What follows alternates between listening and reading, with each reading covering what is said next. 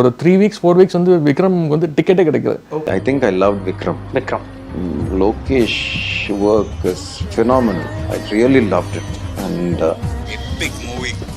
Lokesh Kanagaraj has proved himself. குறைய சொல்ல முடியும். சூப்பரா எனக்கு வந்துட்டு லோக்கியோட டைரக்ஷன் தான் அல்டிமேட் டைரக்ஷன். ஃபோர்த் ஃபிலிமில் இவ்வளோ ஒரு பிளானிங், இவ்வளோ ஒரு எக்ஸிக்யூஷன், இவ்வளோ பெரிய ஸ்டார்ஸ் ஹேண்டில் பண்ணுறது, கதையில் இருக்கிற அந்த கிளாரிட்டி. இந்தியா லெவலில் லோகேஷ் கனகராஜோட பெயர் பேசும். பர்ஃபெக்ட் மல்டி ஸ்டாரர் ஃபிலிம்னா இதுதான் நான் பார்த்ததில்லை.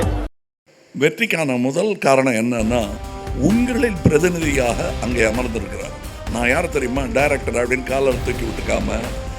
அது ஒரு கமல் பைத்தியம். அது கமல் சார்னா பைத்தியம். இன்னும் அவர் எவ்வளோ பெரிய உலகநாயகன் இருப்பாங்கன்னா, ஒரு மணிகண்டனில் இன்னொரு 100 மணிகண்டம் வந்தாலும் சட்டை கிழிச்சு சண்டைக்கு போவேன், அந்த இடத்த விட்டு கொடுக்க மாட்டேன்.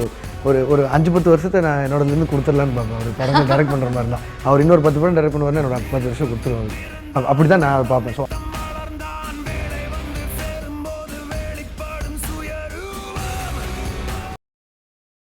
நான் என்னை தடிக்க விட்டீங்கன்னா நான் 300 கோடி சம்பாதிப்பேன் அப்படின்னா அவர் ஏதோ மாற தட்டிக்கிறாருன்னு இதை வந்துட்டு இருக்கு.